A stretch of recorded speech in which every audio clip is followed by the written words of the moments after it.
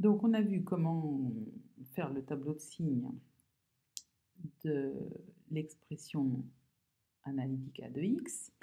Et maintenant, on va voir comment, à partir de ce tableau de signes, on va pouvoir déterminer le domaine de définition de la fonction f qui est définie par f de x est égal à radical de 8x carré moins 3x moins 5, ce qu'on a appelé A de x. Donc, on a notre tableau de signes ici. Et comme on sait qu'on doit prendre les valeurs de x pour lesquelles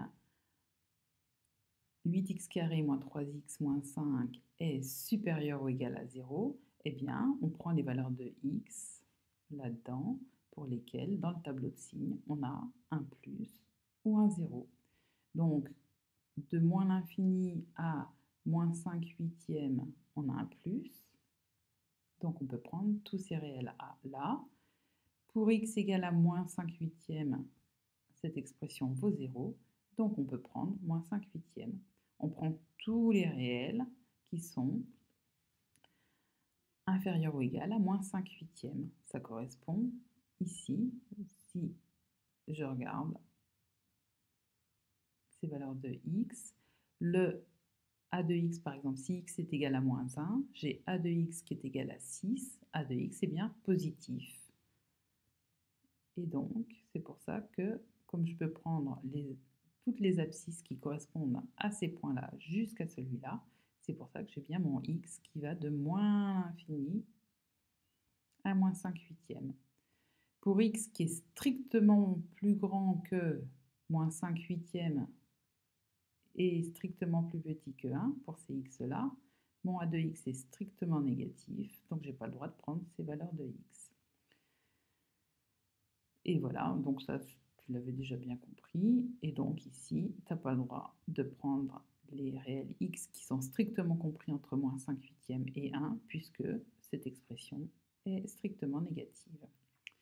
Et là, tu dois mettre ce symbole qui a un U majuscule, qui veut dire union. Ça veut dire que dans le domaine de f, tu as des réels qui sont dans cet intervalle où, donc ce U te fait penser aussi au ou, dans cet intervalle. Voilà pour le domaine. Maintenant, pour l'ensemble des zéros de ta fonction f, tu cherches pour quelle valeur de x f de x est égal à 0. Un radical est nul si et seulement si ce qui est sous le radical est nul. Donc tu cherches les valeurs de x pour lesquelles 8x carré moins 3x moins 5 est égal à 0. Et tu les as déjà trouvées, tu as moins 5 huitièmes et 1. Donc, tu n'as plus qu'à vérifier, est-ce que moins 5 huitièmes appartient au domaine? Ah ben oui, puisque le crochet est tourné vers l'intérieur. Est-ce que 1 appartient au domaine? Eh bien oui, puisque le crochet est tourné vers l'intérieur. Donc, ton ensemble des zéros pour ta fonction f, c'est cet ensemble-là. Tu penses bien à mettre une accolade ici et une accolade ici, et pas des crochets, puisque là, tu dois prendre dans l'ensemble des zéros, tu as uniquement la valeur moins 5 huitièmes et la valeur 1. Donc c'est pour ça que je t'ai remis ici cette phrase-là.